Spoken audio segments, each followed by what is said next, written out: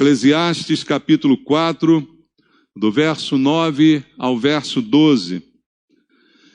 A palavra de Deus diz assim: melhor é serem dois do que um, porque tem melhor paga do seu trabalho. Porque se caírem, um levanta o companheiro. Ai, porém, do que estiver só, pois caído não haverá quem o levante. Também se dois dormirem juntos, eles se aquentarão, mas um só, como se aquentará? Se alguém quiser prevalecer contra um, os dois lhe resistirão, e o cordão de 3 dobras não se rebenta com facilidade. Amém. Pai, nós ouvimos aqui a Tua palavra, e agora, Pai, abrimos o nosso coração para receber aquilo que o Espírito Santo de Deus quer ministrar essa noite a cada um de nós. E todos nós precisamos ouvir a Tua voz. Temos a necessidade da palavra que é o verdadeiro alimento. Não é só de pão que vivemos, mas da palavra que procede da Tua boca.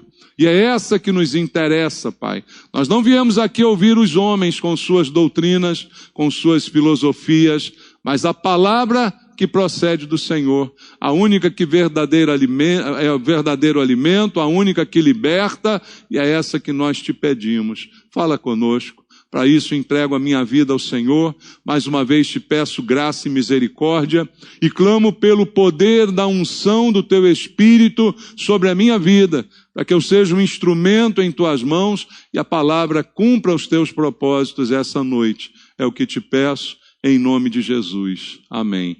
Podem sentar, irmãos. Amados, nós estamos diante de um texto. Eu já preguei algumas vezes essa palavra, inclusive para casais, desenvolvendo aqui um tema, né, de relacionamento conjugal, porque diz o texto que melhor é serem dois do que um. Mas o propósito essa noite não é falar sobre casamento, mas falar também sobre outro aspecto desse texto, que afirma que é melhor quando nós estamos em dupla. É melhor quando nós temos alguém ao nosso lado, quando há uma pessoa junto de nós. E como a Bíblia diz, não é propósito de Deus que nenhum de nós esteja sozinho. Deus não quer que você esteja só. Quando Deus criou o homem, Ele mesmo disse isso: não é bom que o homem esteja só. E Ele disse: vou lhe fazer uma ajudadora, alguém que estará com ele. Então é a ideia de Deus que a gente tenha alguém perto de nós, que nós possamos desenvolver relacionamentos, porque é importante ter alguém que caminhe conosco, que nos ajude. Todos nós precisamos de ajuda em determinado momento. E ter alguém, ter uma companheira, ter um amigo, ter um companheiro, ter alguém que esteja ao nosso lado é muito importante. E veja o próprio versículo 10, diz assim: porque se caírem, um levanta o companheiro. Ai, porém, do que estiver só, pois caindo, não haverá quem o levante. Veja, todos nós, em determinados momentos, podemos experimentar um momento de crise, de abatimento, de cair o semblante, e aí ter alguém, ter um amigo, como é importante, ter um irmão, não é? Como é importante. Então, não é propósito de Deus que a gente tenha apenas um relacionamento com Deus, mas Ele nos criou também para sermos igreja, para termos um relacionamento entre nós, para nos apoiar e ajudar mutuamente. Esse é o propósito de Deus. Ninguém é do grupo do eu sozinho. Não, estou com Deus e não preciso de mais nada. Não existe isso, queridos. Então, o próprio Senhor disse que não nos deixaria sozinhos, mandaria o Espírito Santo. Sempre há alguém que Deus quer ao nosso lado. Quando Jesus mandou os seus discípulos fazerem a obra, os mandou 2 a 2. Ninguém foi sozinho, ninguém vai sozinho para lugar nenhum. Ninguém é da turma do eu sozinho, não. Nós precisamos de companhia. Nós precisamos ter pessoas ao nosso lado. E essa é uma das mensagens que esse texto nos passa. Então, todos precisamos de alguém. Ninguém dá conta de tudo sozinho. Isso é importante em todos os níveis, não apenas no nível matrimonial, mas também no nível pessoal. De ter irmãos, ter amigos, ter pessoas ao nosso lado. Porque é difícil você enfrentar tudo sozinho. Não estou dizendo aqui nenhuma novidade, eu creio que todos nós sabemos disso. Mas, por outro lado, a gente pode também fazer uma reflexão. Se isso é verdade, e se a igreja é conhecida, ou pelo menos deveria ser, como uma comunidade de amor, porque as pessoas se amam umas às outras, como é que pode, mesmo dentro da igreja, nós temos problemas de relacionamento? Ou você acha que eles não existem? Existem ou não, irmãos? Tudo é um mar de rosas dentro da igreja? Todo mundo ama todo mundo se acha tudo lindo, né? É essa a utopia que a gente vive? Não é. Existem problemas? Existem. Em qual igreja? Em qualquer igreja. Aliás, em qualquer ajuntamento humano existirão problemas de relacionamento. Porque as pessoas são diferentes, porque as pessoas pensam diferente. E muitas vezes as pessoas debatem entre si, né, se chocam por opiniões, por atitudes, e aí há conflitos mesmo na igreja, que é uma comunidade de amor. E muitas pessoas não conseguem ter um bom relacionamento dentro da igreja. E talvez até culpem a igreja. Mas, irmãos, eu sempre digo aqui, quem é a igreja? Quem é a igreja? Que coisa é essa chamada igreja? Não existe essa coisa. Igreja somos nós. Igreja existe quando nós estamos aqui. Esse prédio aqui, ele não é igreja. Sabia disso? A igreja lá naquele... Não, mas o prédio não é igreja. Se o prédio estiver vazio aqui, pode ser qualquer coisa aqui dentro. Não é? Então, o que torna esse prédio igreja é a gente aqui dentro. É o nosso relacionamento. É isso que é uma igreja. Então, se eu não consigo me dar bem na igreja, muitas vezes o problema está comigo mesmo. Muitas vezes o problema não é desta instituição que eu imagino ser distinta, mas sou eu que não me encaixo, sou eu que não consigo exercer e fazer aquilo que Deus me manda fazer. Então, há muitas vezes dificuldade de relacionamento na igreja, mesmo quando a gente sabe que precisa um do outro. Mesmo quando a gente tem a noção que não pode resolver tudo sozinho. E mesmo assim, muitos de nós têm problema de relacionamento dentro da igreja. Então, eu preciso aprender a me relacionar. Isso também é coisa que se aprende, irmãos. A gente não nasce sabendo. Nós, quando nascemos, somos muito primitivos ainda. A gente olha para as crianças e acha que elas são lindas, realmente são. Mas como eu digo várias vezes aqui, deixa um bando de crianças sozinho numa sala e você vai ver que maravilha vai ser daqui a pouco. Uma sem olho, outra sem dente, uma sem os cabelos. Né? Por quê? Porque brincaram juntas. Né? Porque só brincaram, fizeram mais nada, só brincaram juntas. Você acha que não? Porque é um instinto, não é? É a natureza. Por isso que a gente precisa ser ensinado. Tudo se aprende. Relacionamento também se aprende. Relacionar-se com as pessoas é algo que eu preciso aprender.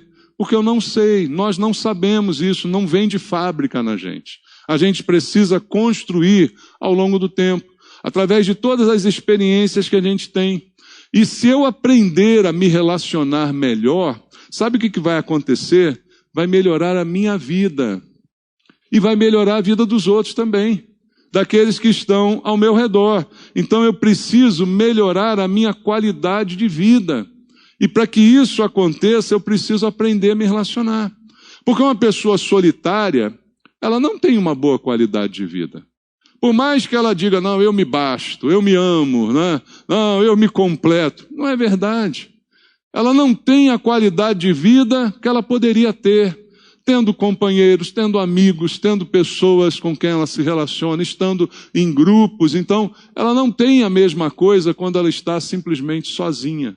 Então, a vida ganha outro aspecto quando nós estamos inseridos numa comunidade, numa irmandade, quando nós temos bons relacionamentos por onde quer que a gente passe. Mas você sabe muito bem que existem pessoas que não conseguem isso.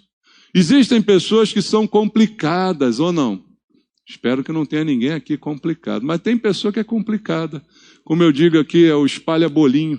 Tem um bolinho de gente conversando, a pessoa chega, cada um vai para um lado. Né? Porque ninguém aguenta, olha, lá vem um complicado ali. né? Já vem aquela pessoa, vai estragar alguma coisa aqui, vamos, cada um dá uma desculpa, vai saindo, porque é a pessoa que chega, porque ela não sabe se relacionar, ela não sabe conviver com as outras pessoas. Então a gente está diante de um conflito. É uma coisa ao mesmo tempo muito importante, mas que eu, na verdade, não sei fazer. É uma coisa que é muito importante, mas que eu, muitas vezes, tenho dificuldade. E aí quem sofre? Sou eu mesmo. Quem sofre são as pessoas ao meu redor.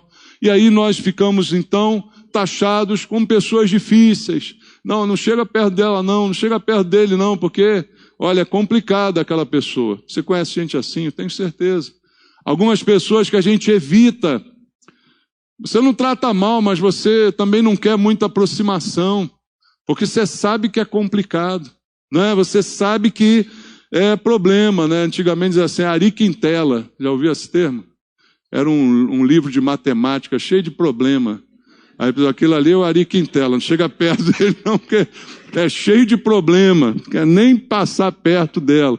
Então tem gente que é assim, e aí a vida não progride, a vida não avança, a qualidade não é a mesma. Então eu preciso disso. E como a Bíblia vai nos ensinar a relacionar-nos bem uns com os outros? Quem ensinou isso foi o próprio Senhor Jesus. E num simples texto que eu quero compartilhar contigo, que está no Evangelho segundo Marcos.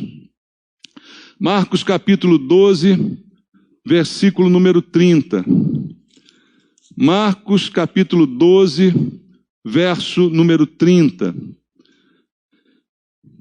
E depois o outro.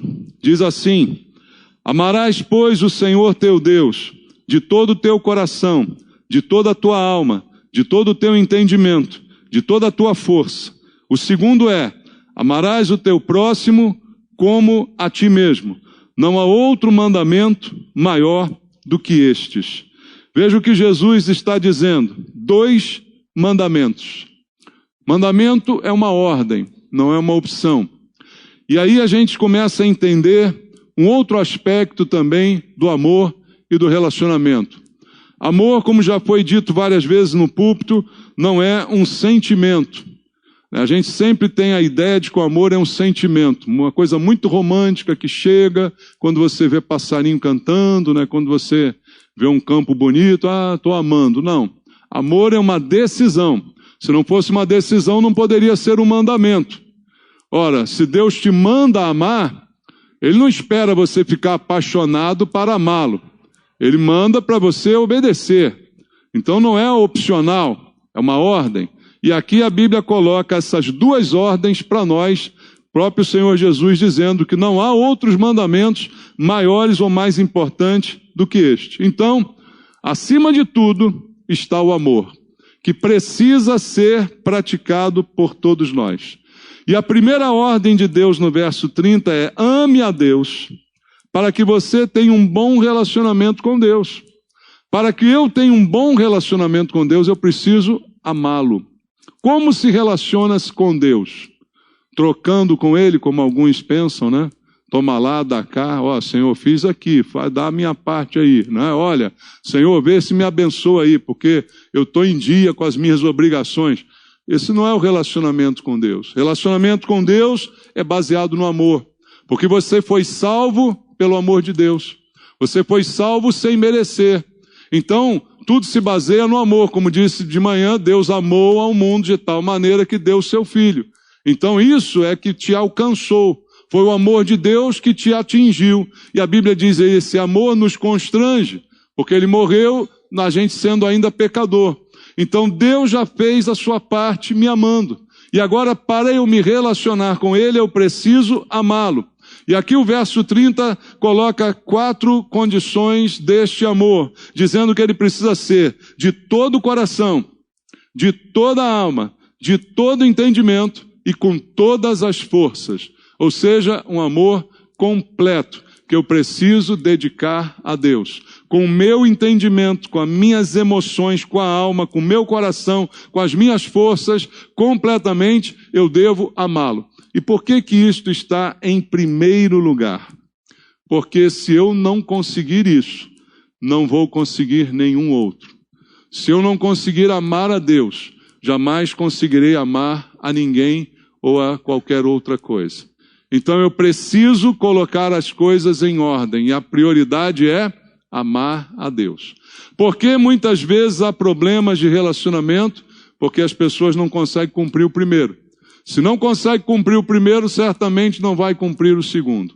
As coisas estão em ordem por uma razão bem simples, porque Deus coloca uma ordem nelas. Então, amar a Deus sobre todas as coisas é o princípio para que você possa aprender a se relacionar com as outras pessoas. Entender esse amor que alcançou você e também alcançou a pessoa com quem você vai se relacionar. Se todos nós somos cristãos aqui na igreja, significa que Deus amou a todos nós. Concorda?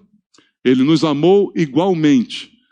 Deus não ama mais você, ou mais a mim, ou mais o fulano. Deus nos ama a todos da mesma forma. Até porque todos éramos pecadores. Todos éramos iguais, farinhas do mesmo saco. E Ele nos amou igualmente. Então eu preciso entender isso para começar um bom relacionamento contigo. E aí o versículo 31 diz, o segundo é, amarás o teu próximo como a ti mesmo. Não há outro mandamento maior do que estes dois, é o que Jesus diz aqui. E aí eu preciso também entender essa segunda dimensão aqui do amor, é que para eu me relacionar com alguém, além de eu amar a Deus, em segundo lugar eu tenho que amar quem? A mim mesmo. Ele manda eu amar o próximo? Manda. Mas primeiro, Ele manda eu me amar. Ele está dizendo, amarás o teu próximo da mesma forma que você se ama. O exemplo é aquilo que você dedica a você. O amor e o cuidado que você dedica a você, você então vai usar isso como exemplo para também se relacionar com a outra pessoa. E aí começam também os problemas de muitos de nós que têm dificuldade de relacionamento na igreja. Se eu não tenho uma imagem positiva a respeito de mim mesmo, todos os meus relacionamentos com as outras pessoas estarão corrompidos. Os traumas, as histórias tristes, os procedimentos ruins da vida, muitas vezes estão relacionados àquilo que eu sinto por mim mesmo. Uma pessoa frustrada, ela tem muita dificuldade de se relacionar, porque ela é frustrada com ela própria.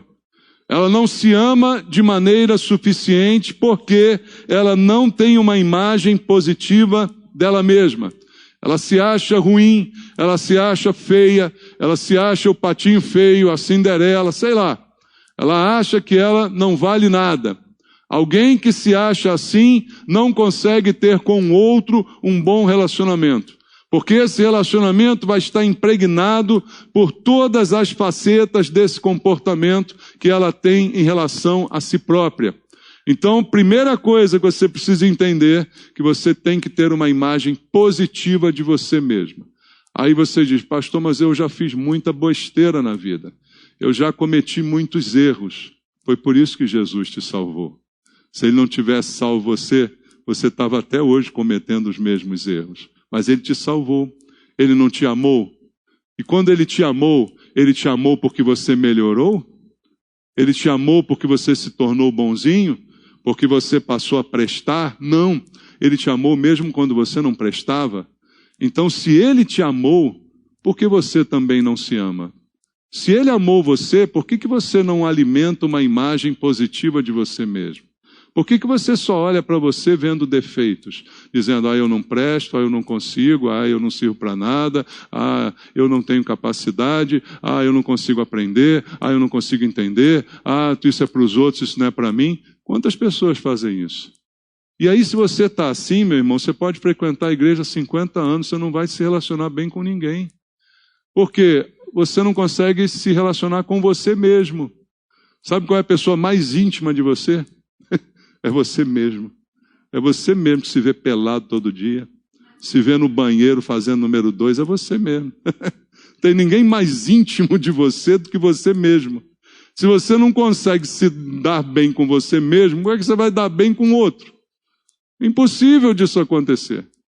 Você se conhece por inteiro. Como é que você vai se dar bem com o outro que você mal conhece e não vai ter um relacionamento bom vindo daí? Então eu preciso entender isso, eu preciso começar a ter uma imagem positiva de mim mesmo. Eu não estou falando de você se enganar, não. Você pode saber da realidade, nós sabemos quem nós somos muito bem, sabemos dos nossos defeitos, mas também sabemos que Deus nos ama.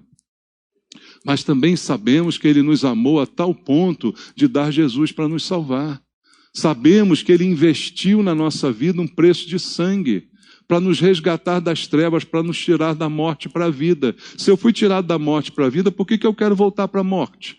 Por que eu quero voltar a me massacrar com coisas que Deus já levou e já lançou no esquecimento? Então, por que eu não tenho apreço pela minha vida? Se a minha vida é preciosa aos olhos de Deus, por que ela não é preciosa aos meus olhos? E muitos de nós estamos na igreja há tempos e não apreciamos a própria vida. Aí a gente diz, a minha vida não é tão boa quanto a vida do fulano. A vida do fulano que é boa. A minha vida, eu sei lá, acho que eu joguei pedra na cruz. Eu não sei o que eu fiz, né? Aí eu nasci virado para não sei aonde. Tem muita gente que fala isso, né? Eu não sei. Não. Por que você não admira a sua vida? Sua vida foi salva por Deus. Sua vida foi resgatada. Jesus pagou um preço alto pela sua vida. Então por que você se deprecia? Se o teu preço é alto, você tem valor. Isso a gente sabe quando canta aquela música, né? Você tem valor. Só nessa hora, depois acabou aqui do culto. Ah, vida, azar, eu não valho nada, eu não sou ninguém, quem sou eu? Vamos parar com isso, irmão. Porque se isso não para, é difícil se relacionar contigo. Porque isso acaba transparecendo nos teus relacionamentos, na maneira como você lida com as pessoas. Isso acaba saindo pelos poros. E a gente percebe, quem tem um pouquinho mais de discernimento percebe. Ali há uma pessoa frustrada, ali há uma pessoa invejosa. Por que ela é assim? Porque ela é insatisfeita com a própria vida. Então tudo que ela vê, ela inveja. Ah, eu não tenho isso, aí a minha vida não é assim, aí eu não dei sorte, aí eu isso, eu aquilo. E quem é que quer estar do lado de uma pessoa assim? Ninguém quer.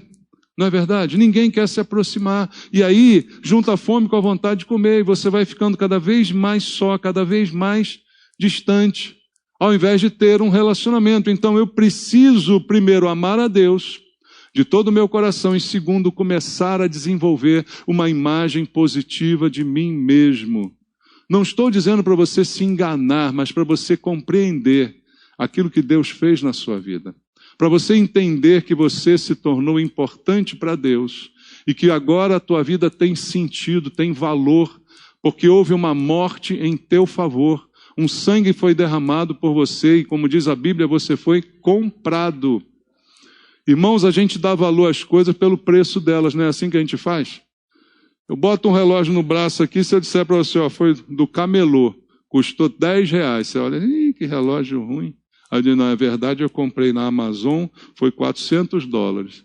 Aí eu digo, puxa, é o mesmo relógio. Mas você dá valor pelo preço. Ah, o preço, então tem valor. Quanto você vale? Quanto vale a sua alma? Quanto vale a sua vida? Quanto custa você? Qual foi o preço pago por você? Por que você não se dá valor? Por que não? Se Deus deu valor a ponto de pagar o preço. Se você não tivesse valor, ele não pagava. Largava para lá. Então mude a imagem de você mesmo, para que você comece a melhorar a tua qualidade de vida. Comece a melhorar os relacionamentos. E depois que Jesus diz isso, falando amar a teu próximo como a ti mesmo, ele diz, não há outro mandamento maior do que estes. Então, quando eu me amo, quando eu amo a Deus e me amo, agora eu tenho condição de amar uma pessoa que é próxima, que está como meu próximo e que é qualquer pessoa. Entenda também o que Deus quer dizer como próximo. Não é em relação à distância, mas é qualquer um que se aproxime de mim pela minha constituição, ou seja, gente. Sabe quem é teu próximo? Quem é gente? Existe gente? Existe gente. Tem gente que não consegue amar gente, mas consegue amar bicho. Conhece alguém? Nada contra amar bicho, eu acho os bichos ótimos, eu gostaria até de ter um bicho, eu só não consigo ter porque eu não vou conseguir cuidar do bicho, né?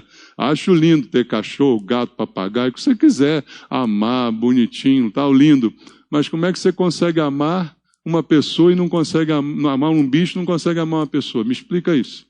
Ah, porque o bicho é melhor, o bicho não fala mal da gente. Bicho, ele é fiel, bicho não trai. Tem um monte de gente que dá desculpa, né, irmão, pro que ela faz. Mas é completamente incoerente isso. Gente é mais importante que bicho. Jesus não morreu para salvar os cachorros. Não fique triste comigo, mas é verdade. A Bíblia não diz que ele veio salvar os cachorros, veio salvar os gatinhos, os papagaios. Ele veio salvar gente ruim. Gente que não presta, foi essa gente que eu sou, que você é, que ele veio salvar. Então eu preciso entender esse princípio para que eu consiga amar quem é gente. Para que eu tenha com ele um bom relacionamento, com o meu próximo, com as pessoas. E aí, para que isso aconteça, olha o que Deus me diz aqui também, na primeira carta de João, no capítulo número 2, do versículo 9 ao 11. João diz assim: aquele que diz estar na luz e odeia a seu irmão, até agora está onde? Nas trevas. Olha que coisa triste. Eu digo que estou na luz, mas não percebo que eu estou aonde? Nas trevas. Por quê? Porque o que eu digo não combina com aquilo que eu faço. Eu digo que eu estou na luz, mas o que eu faço? Eu odeio você. Eu odeio meu irmão. Então, o que eu digo não bate com aquilo que de fato eu estou vivendo. E ali eu permaneço, então, nas trevas. Aquele que ama seu irmão permanece na luz, e nele não há nenhum tropeço. Aquele, porém, que odeia seu irmão está nas trevas, e anda nas trevas, e não sabe para onde vai, porque as trevas lhe cegaram os olhos.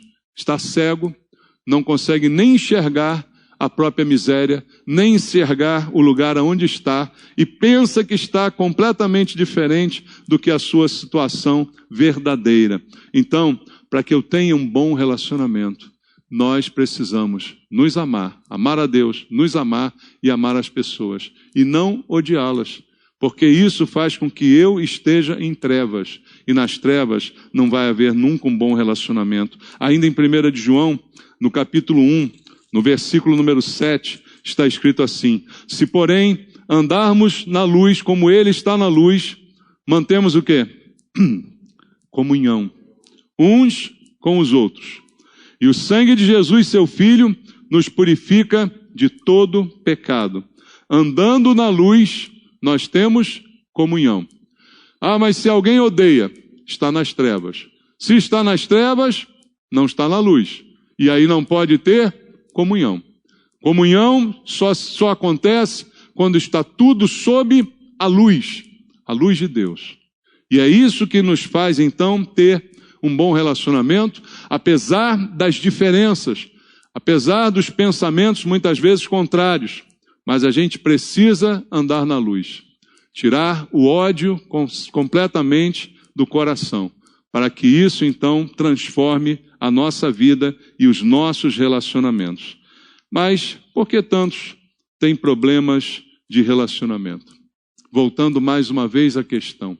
Porque apesar de tudo isso que a Bíblia diz, existem pessoas que não conseguem conviver com os irmãos.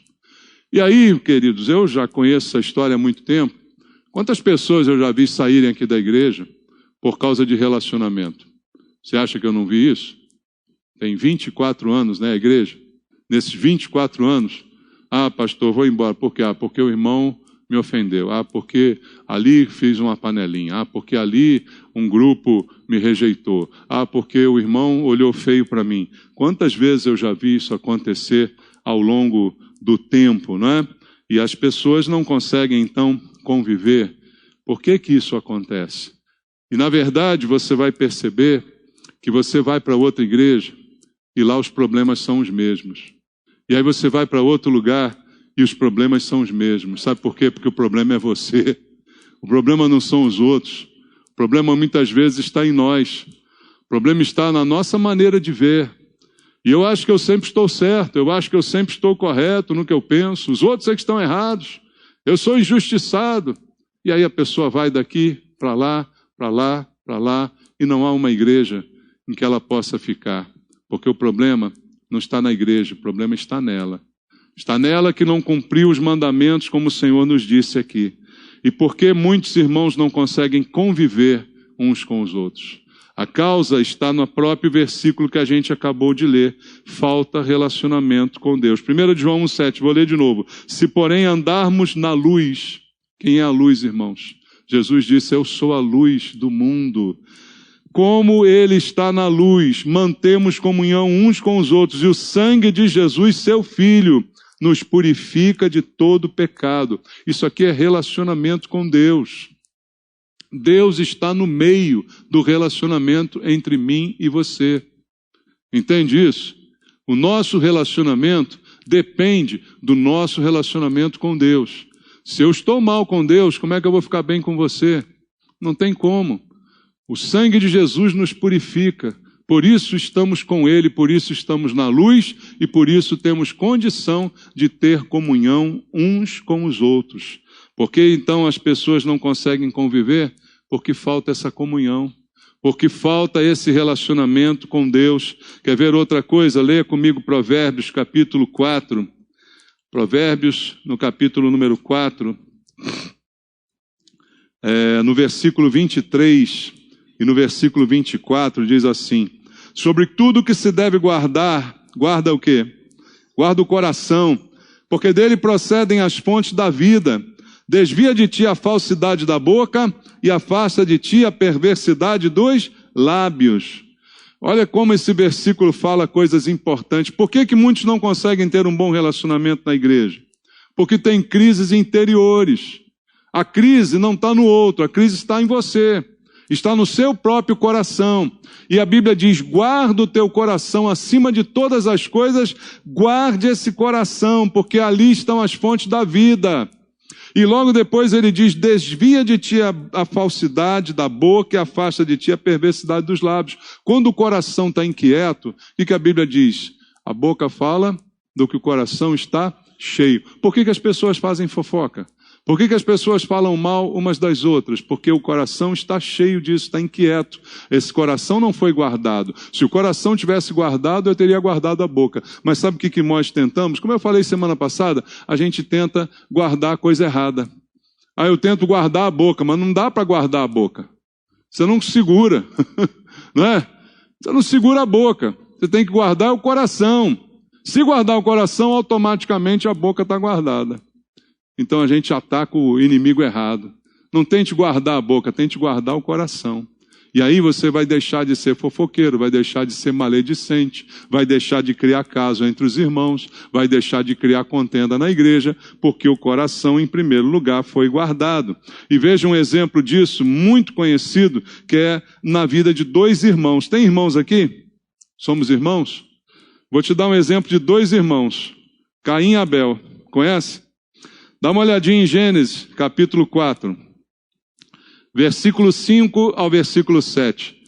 Ao passo que de Caim de sua oferta não se agradou, irou-se, pois, sobremaneira Caim e descaiu-lhe semblante. Então lhe disse o Senhor, por que andas irado? E por que descaiu o teu semblante? Se procederes bem, não é certo que serás aceito? Se todavia procederes mal, eis que o pecado jaz à porta, o seu desejo será contra ti, mas a ti cumpre dominá-lo. Veja, a crise no coração de Caim fez com que ele matasse Abel. Começou com essa crise interna no coração dele. E Deus fala, o teu desejo está aqui dentro, mas ele tem que ser dominado. Guarda o teu coração de desejos malignos. Guarda o teu coração das vontades de vingança. Guarda o teu coração dessas coisas, porque cabe a você dominar. Então Caim mata Abel por causa da inveja que existe no coração dele. Aonde estão esses sentimentos? Estão aqui. Por causa de quê? De uma frustração. Por que Caim chega ao ponto de matar Abel? Porque ele é frustrado com a sua vida. Ele é frustrado com o seu relacionamento com Deus. Eu não consegui agradar a Deus com a minha oferta, mas não foi a oferta, foi a vida que não agradava. Foi o coração sujo que não agradava. E às vezes a gente pensa que substitui um coração sujo com muito dinheiro de oferta. Não funciona, não dá certo. Porque Deus não está nem aí para a oferta, Ele não precisa. Mas o que Ele quer é o teu coração. Por isso a Bíblia diz, filho meu, dá-me o teu coração. Se eu não der o coração, eu posso dar todo o resto, que não faz diferença. Então estava ali um homem magoado, estava ali um homem invejoso, está ali um homem cheio de podridão no seu coração. O que ele vai fazer? Vai matar o irmão. É por isso que a gente mata uns aos outros dentro da igreja. Pelas frustrações, pelas invejas, pelos sentimentos de inutilidade, pelos sentimentos de que fomos preteridos, pelas frustrações da vida. Então, como eu sou frustrado, eu quero arruinar a vida de todo mundo que está ao meu redor. Quantas pessoas passam por isso? Talvez não dessa forma consciente, mas acabam fazendo isso como um comportamento. Não é que a pessoa tenha, às vezes, consciência, vou fazer isso. Não, mas ela faz, porque está lá no coração. Nenhum fofoqueiro admite que é fofoqueiro. Já viu algum fofoqueiro dizendo isso? Eu sou fofoqueiro. Não duvido. Porque ele faz sem sentir, porque está no coração. A boca fala do que o coração está cheio, está tão cheio que sai. Saiu. Fofoca até na reunião de oração, irmão. Vamos orar pelo irmão, que o irmão está adulterando. É fofoca. Entendeu isso? Acontece ou não acontece? Sai. Porque eu não consigo guardar. Eu não consigo segurar. Meu coração está todo conflitado. E é assim que as pessoas vivem. E aí está cheio de Caim matando Abel até o dia de hoje. E pelas mesmas razões. E Deus continua dizendo, Caim, por que teu semblante caiu? Por que você está aí amuadinho? Por que você está aí tristinho? Para com isso, Caim. Deixa desse negócio aí, Caim. Teu desejo vai acabar te matando também. Teu desejo vai ser contra você. Domine isso antes que seja tarde demais. Eu te pergunto, Caim dominou? Não. Se você não domina, você é dominado. Aquilo que você não domina, te domina, acaba te dominando. E assim aconteceu com Caim, e é por isso que ele ficou sem o seu irmão. Era bom ter um irmão, mas ele preferiu matar o irmão. Às vezes a gente faz isso dentro da igreja. A gente despreza o irmão. Era bom ter um irmão. Lembra? Melhor é serem dois. E às vezes a gente fica sozinho, porque a gente mesmo matou o nosso companheiro. A gente mesmo matou aquele que era perto. Aí você estende isso para o casamento, para os relacionamentos. Às vezes o casamento acaba por isso, porque eu matei o meu companheiro. Eu não dei uma facada, mas eu matei assim, dessa forma, com um desprezo, achando que não precisava. Agora estou sozinho. Agora é isso mesmo, você quis, você cavou, você provocou isso. E essa, infelizmente, tem sido a realidade de muitas pessoas. Então, quando um coração está em crise, agora eu leio contigo o verso que a gente citou aqui, em Mateus capítulo 12, veja só, Mateus capítulo número 12, versículo 33 e versículo 34. É a palavra que Jesus nos dá aqui, Mateus 12, 33 e 34. Ou fazei a árvore boa e o seu fruto bom, ou a árvore má e o seu fruto mau, porque pelo fruto se conhece a árvore. Raça de víboras, como podeis falar coisas boas sendo maus? A natureza, a maldade da natureza, se ela permanece, ela acaba fazendo eu falar o que é mal, porque a boca fala do que está cheio o coração. O versículo que eu citei para você está dentro desse contexto da natureza da árvore. O que é bom, gera bom. O que é mal, gera mal. Então o mal não vai conseguir falar nada bom, porque a boca fala do que o coração está cheio, foi o que disse Jesus. Então esse coração em crise, ele faz a gente mesmo destruir as amizades, afastar aqueles que um dia poderiam nos ajudar. Pensa bem, quantas pessoas nós já afastamos da nossa vida? Nós já afastamos da nossa vida com uma palavra, né?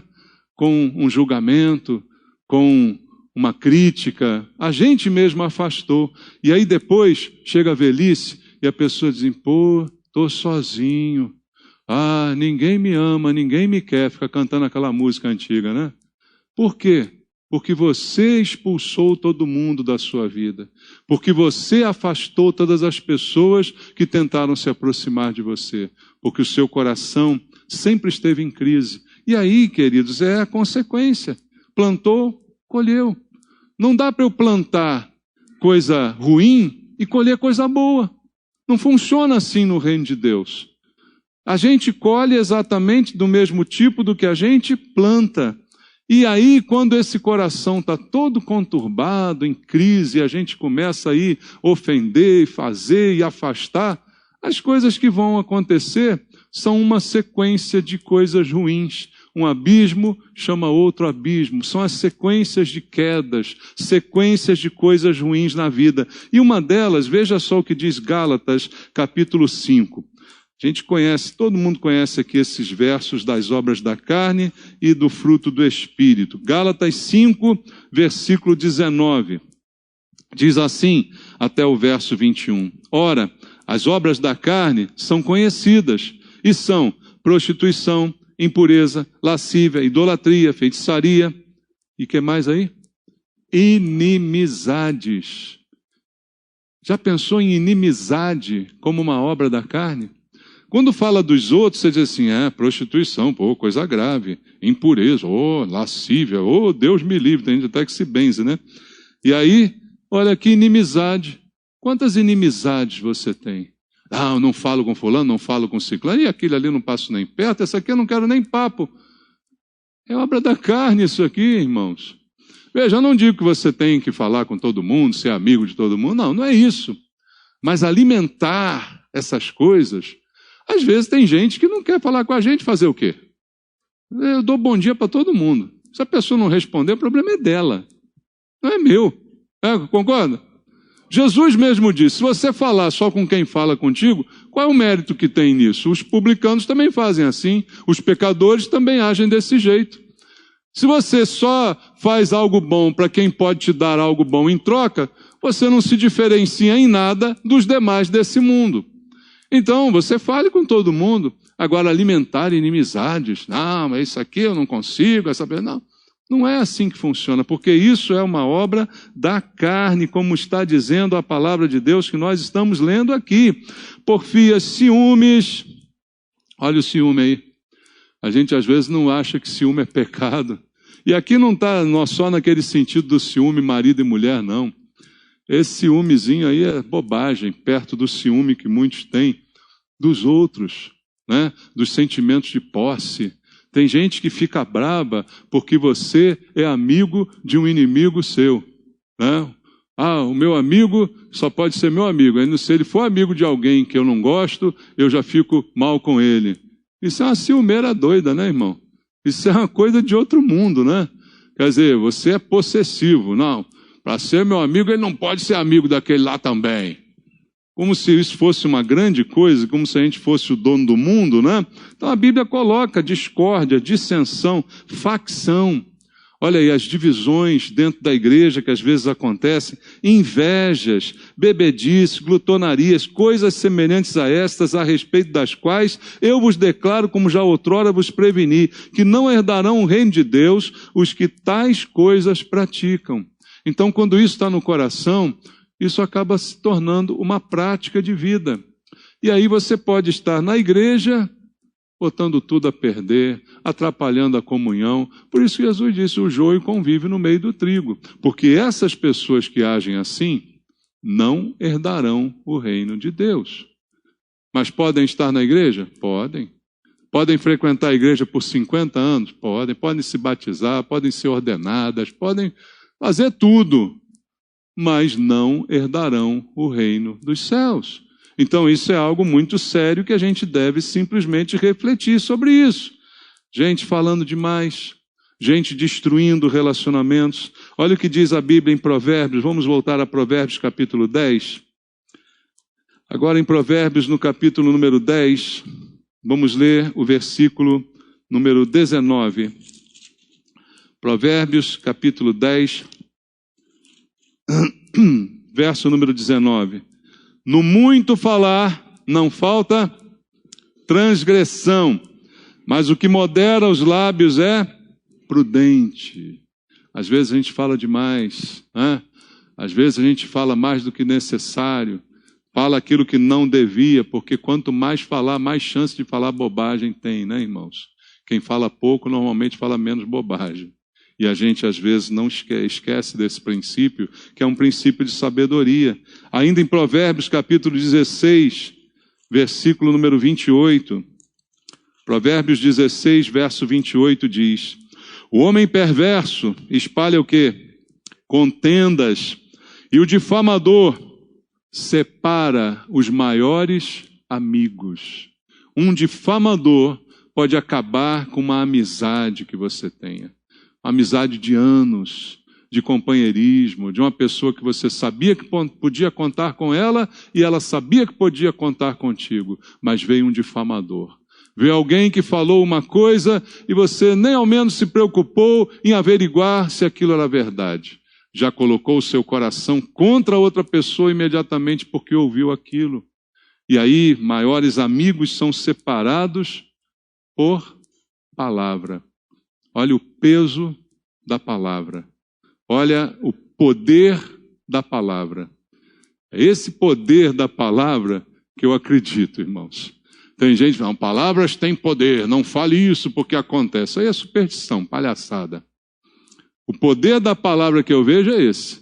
É de você lançar uma fofoca, lançar uma maledicência e separar uns amigos, separar um casal, separar uma igreja, criar uma facção. Isso é um poder maligno da palavra e que precisa ser cuidado por todos nós. E talvez então você pergunte, ok, pastor, mas o que eu faço para mudar isso? Eu me identifiquei ao longo da mensagem que às vezes eu sou assim, que às vezes eu não consigo me amar, eu sou frustrado, eu sou invejoso, eu acabo tendo todo esse sentimento e isso transparece nos meus relacionamentos, isso acaba afetando a minha vida. O que eu preciso fazer? A primeira coisa que você precisa fazer, e é essencial para todos nós, abra aí em Efésios, capítulo 4, no versículo número 32. Efésios, capítulo 4, verso número 32. Está escrito assim: antes, sede um para com os outros benignos, compassivos, perdoando-vos uns aos outros, como também Deus em Cristo vos perdoou. Primeira coisa que você tem que aprender a fazer é a perdoar. Quando Jesus deu o segundo mandamento, dizendo que você teria que amar alguém como você ama você mesmo, ou seja, colocou em primeiro lugar o amor que você deve sentir por você, para depois sentir pelos outros, eu quero aplicar esse mesmo princípio a esse versículo. Você precisa perdoar, mas antes de perdoar os outros, você precisa se perdoar. Perdoe você. Se perdoe por você ser assim. Reconheça que você é assim. Encare isso de frente. Não tape o sol com a peneira, não faça de conta que não é contigo. Reconheça que você é assim, às vezes, fofoqueiro, invejoso, frustrado. Reconheça tudo isso e depois se perdoe. Se perdoe para que você comece também a conseguir perdoar os outros. Se perdoe, se ame, para que depois você consiga perdoar e amar as outras pessoas do jeito que elas são, com os seus defeitos. Porque todos nós aqui temos os defeitos. Muitas vezes eles não estão estampados na nossa camiseta, não estão publicados na nossa rede social, mas eles são conhecidos por todos nós intimamente. Então não há ninguém aqui que a gente possa achar que não tem nenhum defeito. Perdoe a você mesmo, para que você comece a perdoar as outras pessoas. É o primeiro passo para mudar qualquer tipo de relacionamento, é o que Paulo diz aqui, é o perdão, é ser benigno, compassivo, se perdoar, da mesma forma que Cristo te perdoou. Comece a perdoar as pessoas. Não há reconciliação se não houver primeiro perdão. A disposição de perdoar é a disposição de se relacionar bem. Ah, eu não perdoo, então você fica sozinho. Ah, eu não perdoo, então morre seco, desgraçado. Tá bom? É o que muita gente faz. O que eu vou dizer? Ah, coitadinho, não consegue perdoar. Não, eu não posso dizer isso. Você está escolhendo. Então vai ficar só. Vai acabar a tua vida assim, seco, sem ninguém.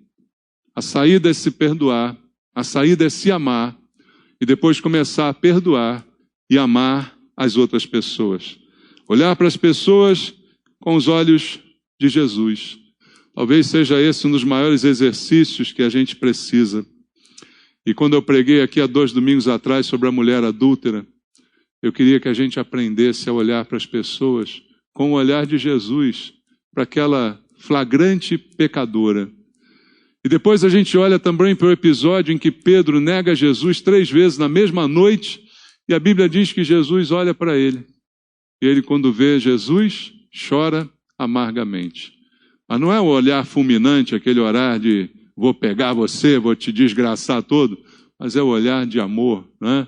O olhar de compreensão, o olhar de paciência, que a gente precisa exercitar. Irmãos, eu sei, como todos vocês, que é difícil às vezes, com determinadas pessoas, sim.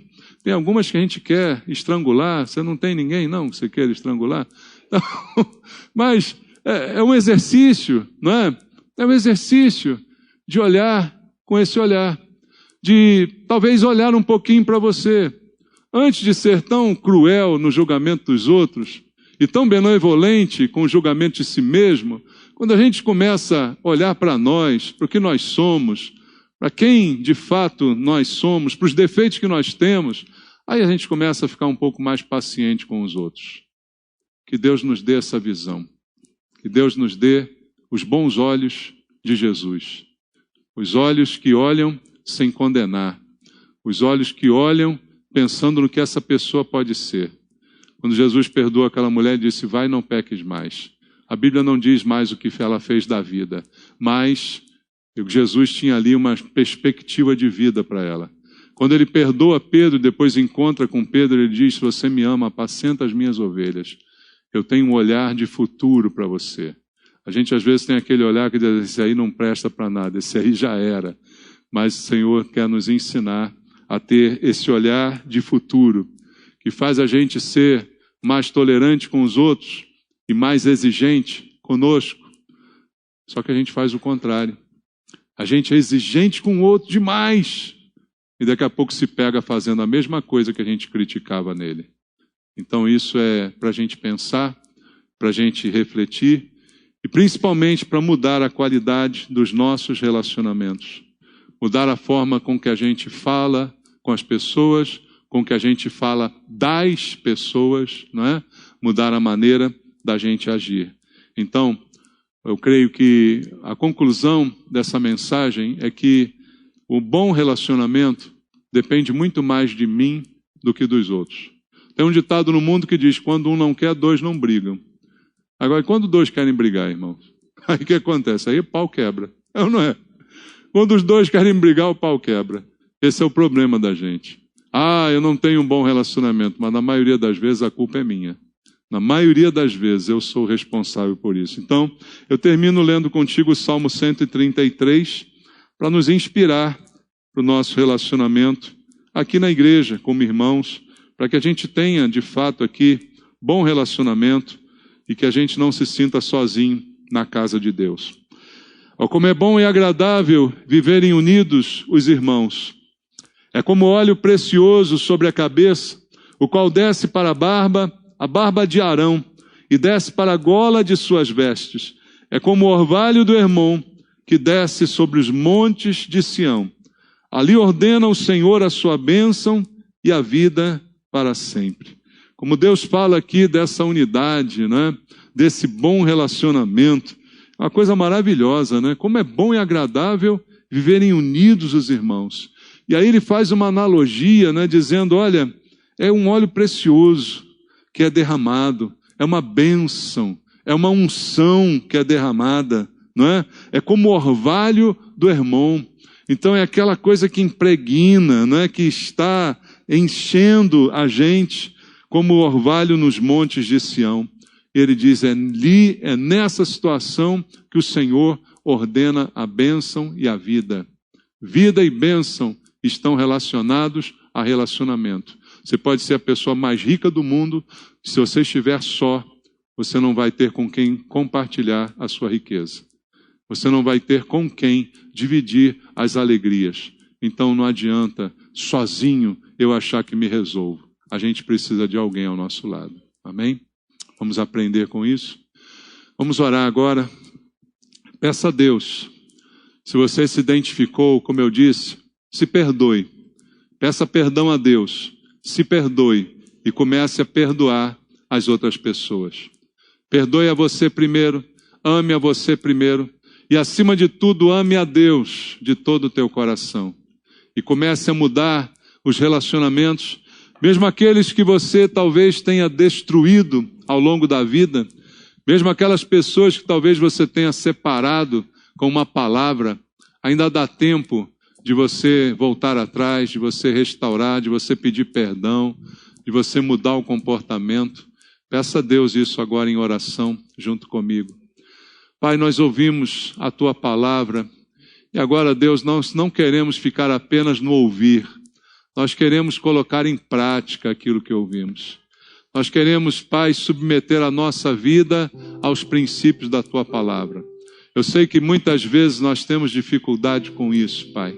Mas nós confessamos diante do Senhor a nossa incapacidade e pedimos a Tua ajuda, pedimos a Tua graça, a Tua misericórdia renovada sobre nós, para que nós possamos mudar a nossa maneira de ser e de agir, principalmente com as outras pessoas, para que a gente possa aproximar as pessoas e não afastá-las de nós, Pai.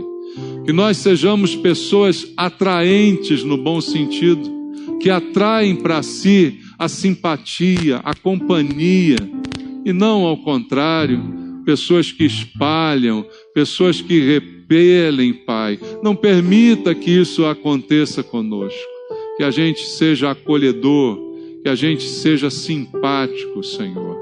Muda a nossa vida, nos ensina com os exemplos de Jesus, nos ensina a olhar como Jesus olhou.